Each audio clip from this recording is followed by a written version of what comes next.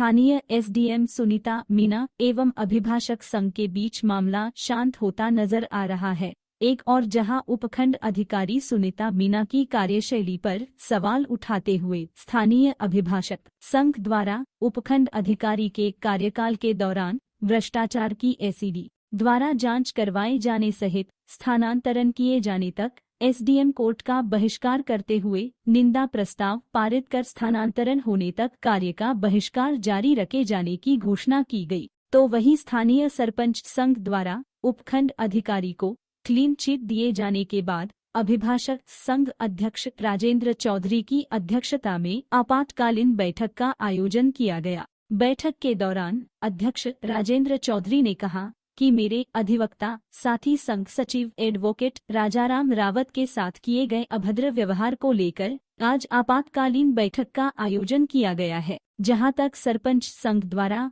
Clean chit दिए जाने का सवाल है, इसे लेकर राजनीति की जा रही है। जहां तक मेरी जानकारी में है, सरपंचों के ऊपर क्लीन चिट दिए जाने का दबाव है। बहरहाल जब तक उपखंड अधिकारी सुनीता मीना का ट्रांसफर नहीं हो जाता, भ्रष्टाचार को लेकर एसडीटी कार्यवाही नहीं होती, तब तक कोर्ट के कार्यों का बहिष्कार जारी रहेगा। बाकी साधारण सभा की आपातकालीन बैठक में लिया गया निर्णय सर्वमान्य होगा। जो मैडम है, इनकी कार्यशैली वकीलों की प्रति अच्छी नहीं है।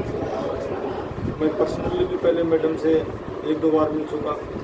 पत्रावलियों को 15-15 दिन तक घर पर रखना, 1-1 महीने तक पत्रावली में तारीख पेशी नहीं देना, वकील से बहस सुनने के बाद में नेक्स्ट डेट नहीं देना, तथा वकील बार बार डीएसपी साहब के पास जाते हैं, साहब इस पत्रावली में हमारी बहस सुनी गई है, आगे की क्या नेक्स्ट डेट है। डीएसपी साहब की जवाब होता है पत्रावली मेरे पास है ही नहीं, मेरे पास पत्रावली आएगी तब मैं उसका जवाब दूँगा। ऐसी शिकायतें मेरे को बार बार मिल रही थी, तो मैंने मैडम से कोरोना से पहले शायद मई के आसपास मैंने मैडम से चैम्बर में बात की थी कि मैडम आपकी ये शिकायतें हैं, आप पत्रावली में तारीख पेशी भी सही मेंटेन नहीं कर रहे हो। उन्होंने मेरे सामने रीडर को बुलाया कि वह तारीख उनकी क्या पोजीशन है। उसी समय 5-7 वकील अपना चिट्ठा लेकर आ गए, साहब मेरी 15 दिन से तारीख पेंडिंग है, मेरी 20 दिन से तारीख पेंडिंग है। मैंने मैडम को पर्सनली वकीलों को दिखाए कि देखो ये देखो इनकी शिकायतें, इनको आप मेंटेन करो। मैंने कहा ठीक है, कोशिश करूँगा मेंटेन करने की।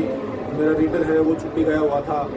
उसके बाद फिर यूँ चलता रहा। फिर एक बार बीच में मैसेज आया कि मैडम पीछे लौट रहा, वही वैसे सेम चल रहा है।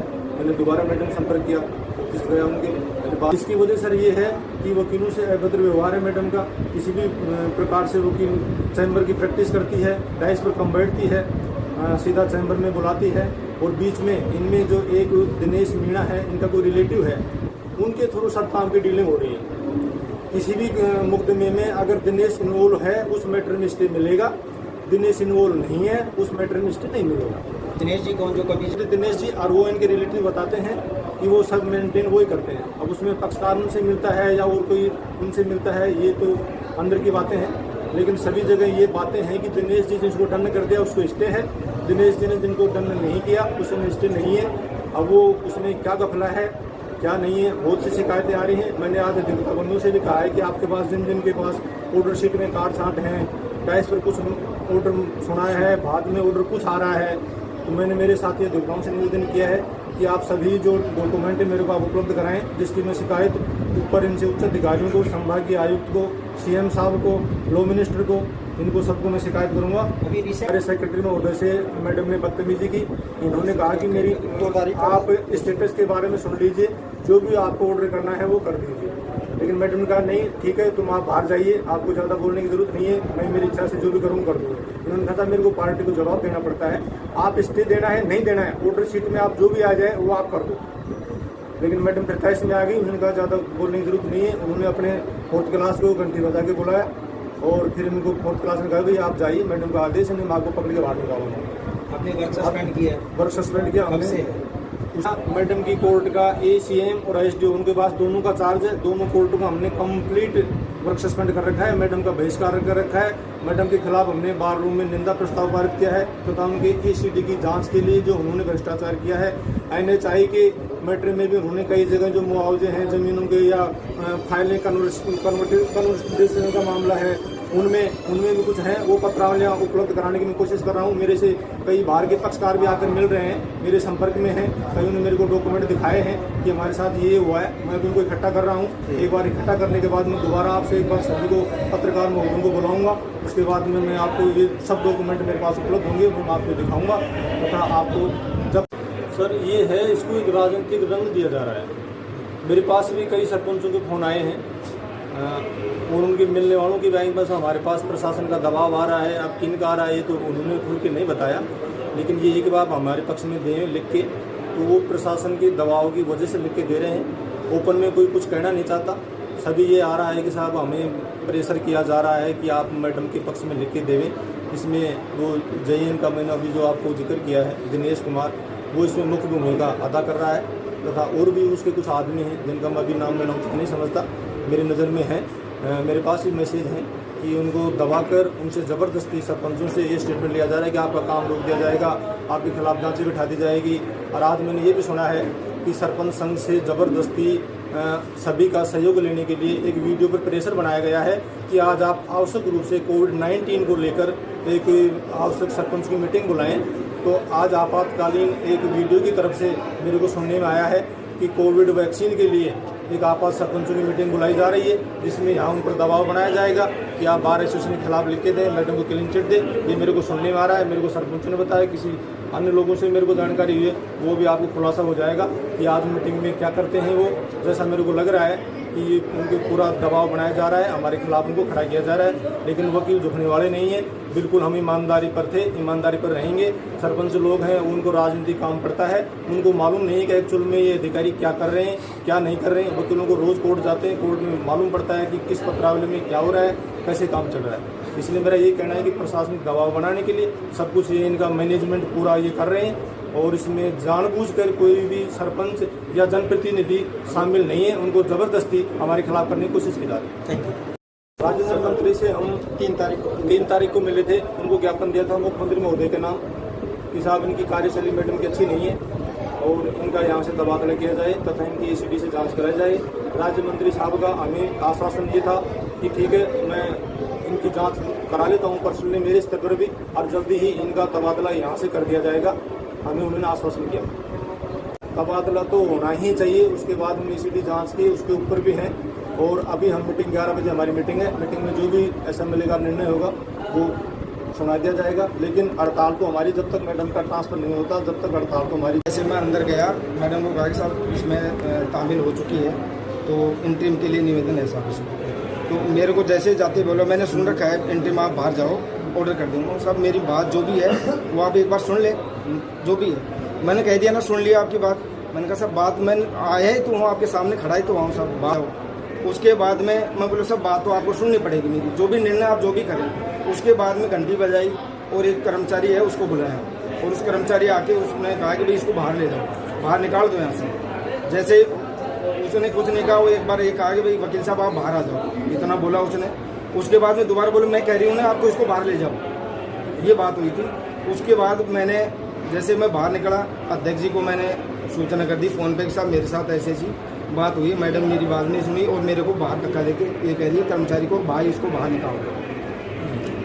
अध्यक्ष जी ने मीटिंग रखी सैटरडे की और सैटरडे को फिर निर्णय हुआ अगर भाई अपन उस कोर्ट का की गई है। बिल्कुल आज कॉल की गई है। अभी कुछ लोग जो इसको राजनीतिक कुल दे रहे हैं, तो हमारी भी आगे की जो रणनीति है उसको करेंगे मीटिंग में, जो भी निर्णय होगा आगे। लेकिन स्ट्राइक सरपंच संघ का क्या है कि कोर्ट से कोई लेना देना नहीं है, वो प्रशासनिक काम है। ठीक है, उनका प्रशासनिक काम आए 2 मिनट आए चले गए।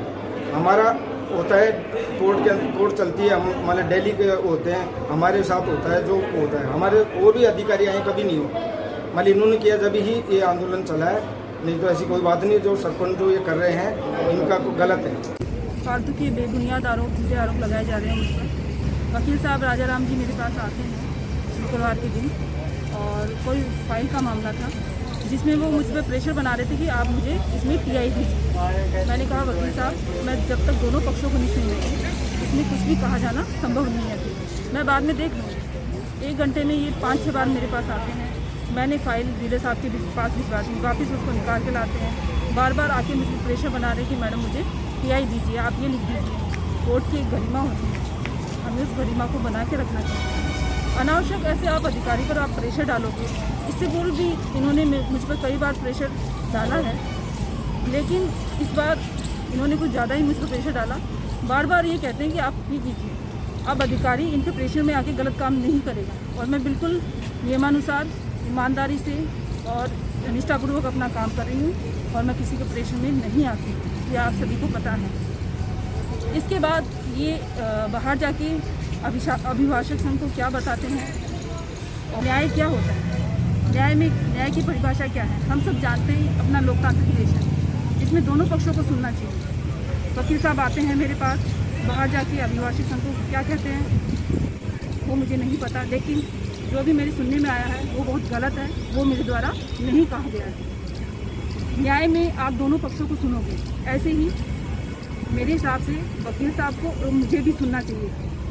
और हर चीज़ का समाधान बातचीत से होता है, बैठक से होता है, मीटिंग से, जिसमें दोनों पक्ष होने चाहिए। तो मेरे होता तो इस तरह से झूठे आरोप लगा देना किसी अधिकारी पर जो कि ईमानदारी पूर्वक 1 साल से काम कर रहा है पूरी निष्ठा से, आप सभी को पता है ये गलत है। और आप सभी को पता है, सभी मेरी कार्यशैली से संतुष्ट हैं, मेरे काम करने के तरीके से संतुष्ट हैं। मेरे पास सभी लोग आते हैं, मैं उनकी बात आराम से सुनती हूँ, जितना नियमानुसार होता है मैं वो काम तुरंत करवाती हूँ अपनी तरफ से। लेकिन अभिभाषक संघ द्वारा, वकील साहब द्वारा, अभिभाषक संघ के एक सदस्य, सम्मानित सदस्य वकील साहब द्वारा मेरे पास आके मुझ पर अनावश्यक प्रेशर बना के कोई काम करवाना चाहें तो ये मुझसे नहीं हो पाएगा। मैं ऐसा काम कभी नहीं करूँगी। मैं हमेशा जनता के साथ हूँ, जनता के लिए हमेशा काम करती रहूँगी। अभी जैसे आपातकालीन बैठक भी उन्होंने बुलाई है और उनकी ये मांग है कि जब तक आपका ट्रांसफ़र नहीं हो जाता, जब तक वो कोर्ट का बहिष्कार करेंगे, इससे आम आदमी को भी काफ़ी परेशानी हो रही है। और स्थानीय विधायक राज्य मंत्री की अदालत में भी ये बात चली गई है, दोनों ही पक्षों ने ज्ञापन दिए हैं, तो इसका कुछ अंदाज़ा है आपको? मुझे अपना काम करना है। ये फालतू के जो आरोप है, झूठे आरोप है, इससे मुझे कोई फ़र्क भी नहीं पड़ता है। मतलब सच्चाई मेरे साथ है, यहाँ के लोग मेरे साथ हैं।